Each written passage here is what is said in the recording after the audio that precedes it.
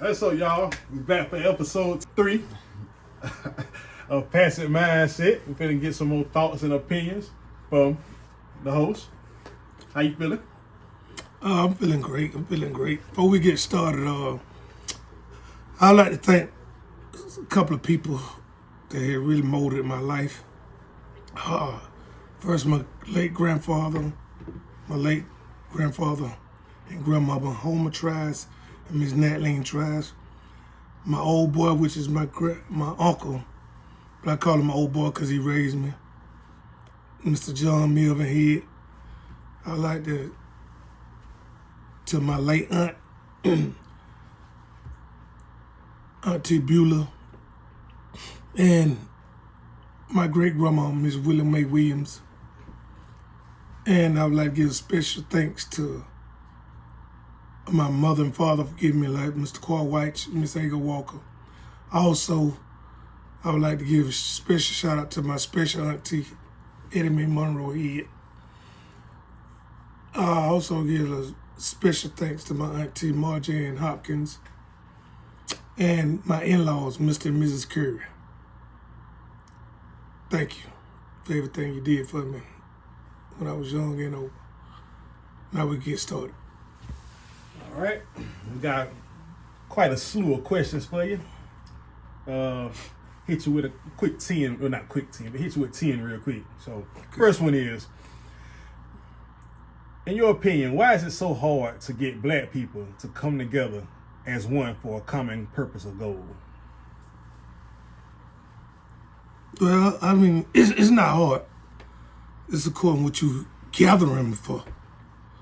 Now, a barbecue or a party or some event where they could party and dance and listen to music, that's the easiest thing you can get done. Oh, they there. They there in abundance, sharp as a casket. They ready for the world. Now, said black people was to see the police officer kill a black child. They'll mumble up under their breath. They'll be in the yards, in the backyard talking about it. They won't come to the forefront. It takes a strong black man, a strong black woman to look the opposing person in the eye, whether it be black or foreign, white, and stand on business. See, we all capture the mindset of, I don't want to get in no trouble. You were trouble when you were born. You born that way. You gonna die that way. So it ain't hard to get them together. It's called what cause you trying to gather them for. Second question.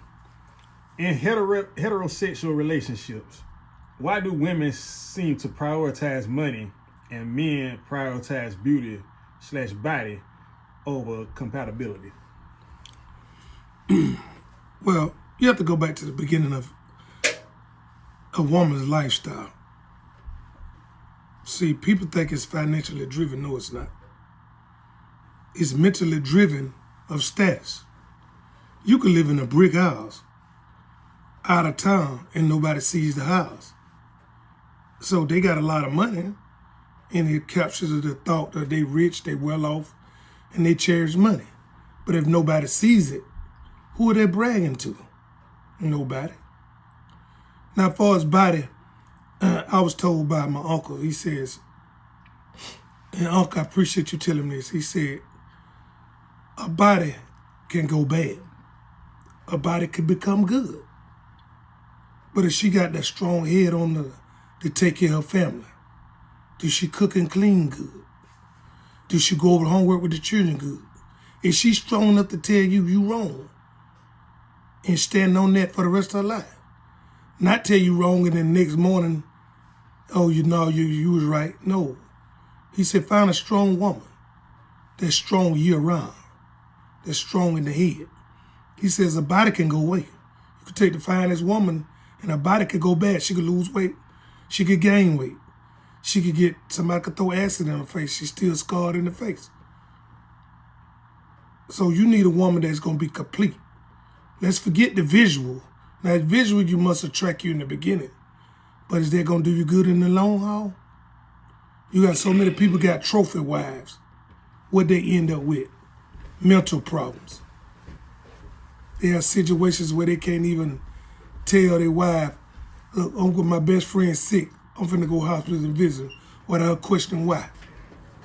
So if we could get the mindset, forget the visual body, because you could buy a body these days, but you can't buy common sense. You can't buy waking up with your house took kill. You can't get them to say, my mama's sick. If I say my mama's sick, you should say, I'm going by to see your mama. You ain't got to go with me. If I'm at work and you off work, you should go sit with my mama and take care of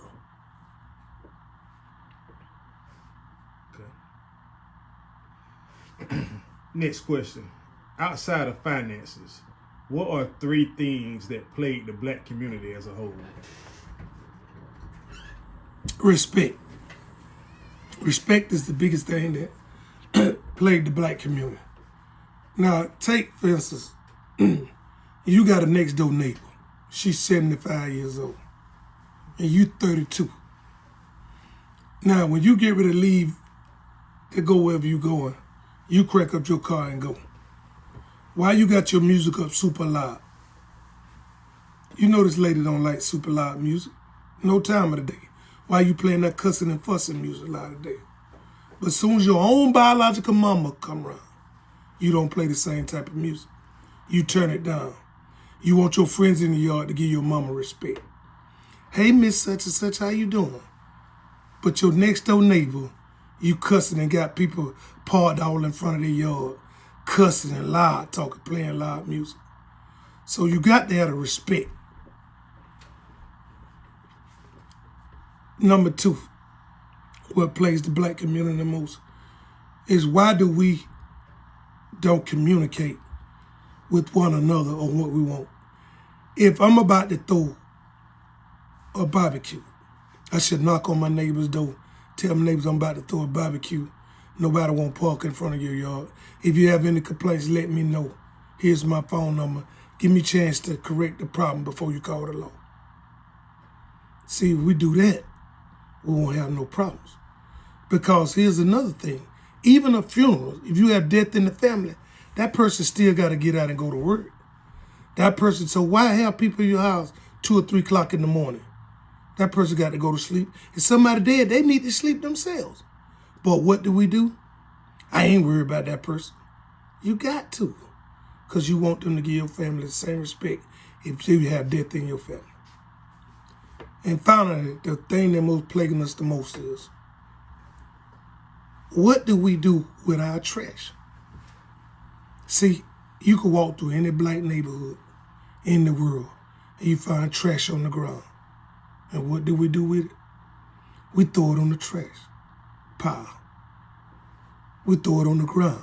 You could go to somebody's yard and you'll see 3 trash cans in the yard and you'll find trash around the bottom of the trash can. And if you could throw it on the bottom of the trash can, you could open that lid up and put it in the trash. So once we correct them 3 problems, we're going to be all right. Okay. Next question. And just these 4 aspects in general. Once you become a grown man in life, what are the duties of being a son, a grandson, an uncle, and a brother? Well, there's no such thing as becoming a grown man. It's once you become a man. See, grown is overplayed by the word grown. See, when you're a man, you're already grown. Why you think back in the days, a young man and a young lady left the house at 14 and 15 years old? They both worked and they both left the nest. Why? Because they was grown at that time. They wasn't a man or a woman, but they were grown because they was in their own house, paid their own bills, handled their own business. Now they was grown. They just weren't a man or a woman. Now, in saying the man aspect of it, the number one thing a man must do, in my opinion, is to provide stability. I ain't say financially provide. Come to him and his wife should go half on the bill. But what I mean stability, a man supposed to provide safety, comfort, make sure he guide his children in the right manner. See, the oldest back in the day was made to handle the household. Nowadays, you got the youngest brother. He more mature than the older brother. You got more young people that is thrust into the role as an adult way faster than they should. Now, a child must respect their parents. It's in the Bible. Honor thy mother, thy father. Here's where a child can never understand. You are never on the level with your parents. You're always going to be parent to child. But however, you can have a conversation with your child about certain topics, and y'all could be giving each other an opinion, as long as it's respectful. See, when you talk to a child of yours or anybody else, you must remain their child. But when you have a conversation, which just changes the game. What I mean by that, when you talk to your parents, you must talk to them as they're your parents. But here's where people misunderstand this, and don't miss this, people. When you have a conversation, say you're on a job, and you 18 years old in high school, you get a job. You don't know what 50-year-old men on the job. They go in the break room. They can have conversations and never look at them like they're their parents. They co-workers. But if you're raised right, you'll keep a respectful tone. But however, y'all both co-workers, y'all work for the same thing. So now y'all must talk as co-workers instead of parent to child. A grandchild is the worst kind of child it is. The reason a grandchild is the worst kind of child is because he or she is getting advice from who? Parents and grandparents. Because guess what? That child receiving information.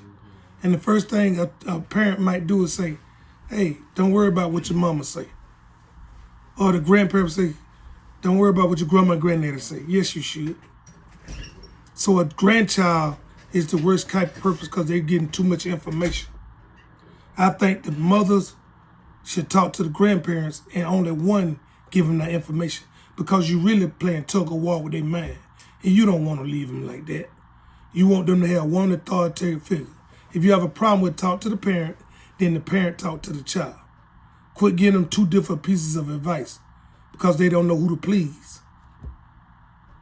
And what was the last one you say? We covered it. You did son, grandson, his brother and uncle. Well, I think two brothers should never be above one another. Because they're siblings. It's not father, son, and not grandpa and grandson. They are brothers. I don't care what the age difference it is. If your brother is 20 years older than you, he still can't tell you nothing. He's just your brother. He gives his opinion all day, but at the end of the day, the title brother is what it is, brother. Now, if you want to really add the title, that's my older brother, what that mean? Y'all still your mama and daddy child. So let's eliminate that. Older brother, my brother said, so what? He your brother. That's all he ever would be. He would never be your daddy. He might have had to play the role of your daddy, but he never was your daddy. So let's keep that in mind, people. Treat your sibling like a sibling. Make sure y'all on the same page. Okay. All right. Personally, what are deal breakers for you in a relationship, and what are you willing to compromise/deal with? Deal breaker, if you ain't got no job, don't even come shit, walk away. We not even having that conversation. That's for number one. Number two, a deal breaker for me is, I was taught this when I was a young fellow. My uncle, my old boy, you hear me speak of him a lot. He says it's okay to date a woman who ain't got nothing, but you don't want a woman that don't want nothing. See, back in the days, older men would go out and work, and the wife would keep the house. I would say to me, both of them was equal value. One was financial, took care of the yard work, defended the family. One molded the family. They bathed the children, they fed the children, they took care of the sick children, they took care of the husband. Everybody had an equal title. But this day and time, when people don't sit down and recognize their role, the number one role is, what are you happy with? What are you content with? If you content with that, that's what you need to go by. Don't let your mind wander. Take the word I, for example. I am happy. Say, I am. It starts with I. I wouldn't do it. That's right. You wouldn't do it. Now, say you tell somebody something, and the first thing they say, you shouldn't have did that, I would have. They reverting back to the word I. But they want you to listen to them. But when you say I, they want you to respect their I, but they don't respect your I. So, in closing on that thought, compromise ain't nothing that could be done. Because in order to compromise, you got to lose something. But if you're on the same page and have discussed what you want out of a relationship, what do you got to compromise? Because you talked about it in the beginning. And if they change down the line, leave them. Because you who you was from the beginning. Whether it's your financial status, whether it's your mental status, whether it's your happiness, whether, you know, that's why a lot of people separate from their families. Because their families want them to live off their past mistake. Take your mama, grandma, granddaddy, grandfather. First thing they said, when I was young, I made a mistake. I don't want you to make a mistake. Okay, that's fine and dandy. But they also said, I told my mama I had to stand on my own 2 feet. If you told your mother or father, you going to stand on your own 2 feet, why not let them stand on their own? You can let them come back when they fall down. Help them up when they fall down. But don't act like you ain't never failed. Don't act like you can't fall again. So I don't believe in the word compromise. I think compromise is for people who never discussed situations in the beginning. Because once you discussed it, it's nothing to go compromise when you lose. Don't lose nothing for you or nobody else. Stay strong, my people.